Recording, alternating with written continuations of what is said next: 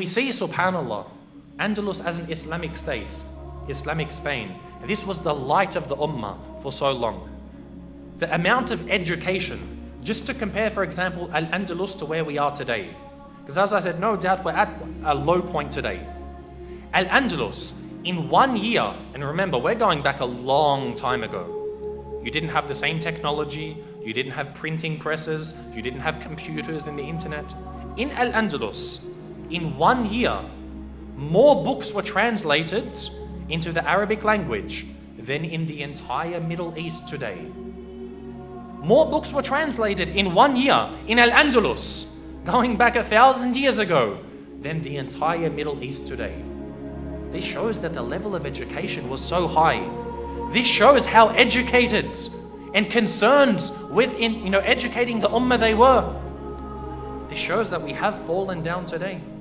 There's a beautiful story from the history of Al-Andalus, where the Khalifa at the time, he wanted to find someone to marry his daughter.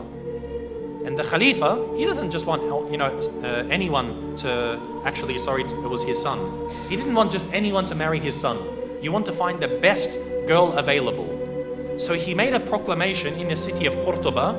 He said, if there is a family who has a girl that's of the age that's ready for marriage, meaning maybe 16, 20 years old, put a candle in your window tonight.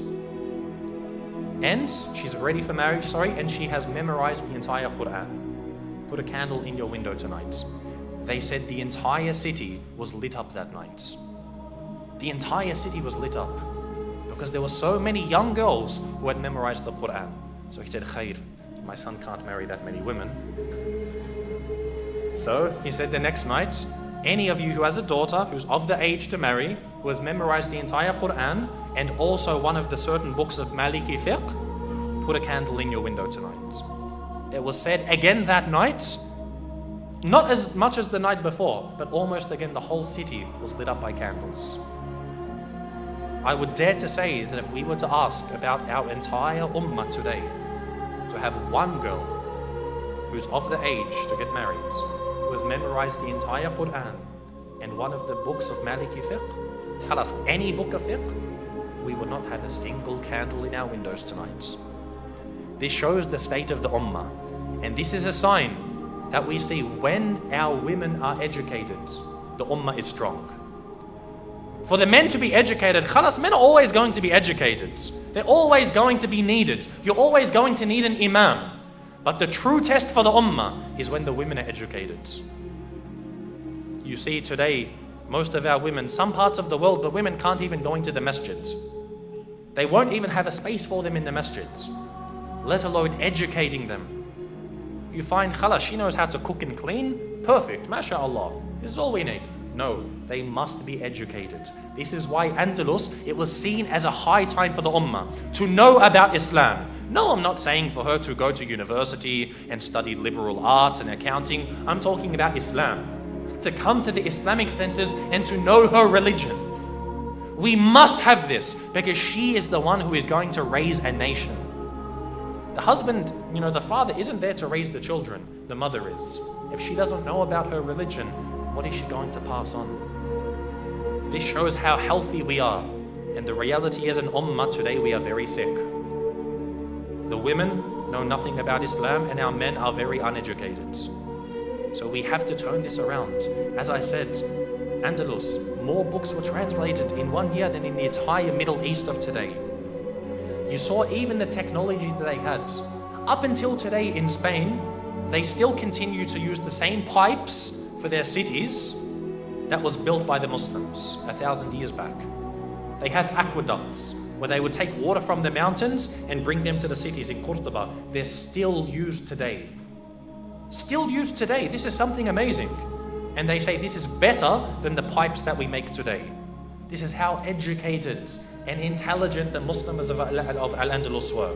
How to solve this for ourselves? And we can't just become like this overnight. But there has to be gradual steps for this. You go to much of the Middle East today and all they teach them is about how great their nation is and how great their leader is. I remember in Egypt, subhanallah, from the time of Mubarak, you would go in the streets and all you would see Masr da'iman, Masr awwalan, Masr abadan. They'd say, Egypt before everything else, Egypt above everything else, and Egypt forever. Or Masr falqa al-jami', Egypt above all, Egypt above all, above Allah and His Messenger, above the Quran, above Islam. According to Mubarak, yes, this is what he wanted, this extreme nationalism. And they would say we would spend more time learning about how great our nation was than actually learning about mathematics and language and things that you actually need. This is why the nation became so backwards, because the priority of the nation was to indoctrinate them with nationalism. And this is when we become weak, when we don't know our religion, when the Quran teachers are put in prison, when the ulama are persecuted and oppressed. It's not going to be a surprise that the ummah is not going to be strong.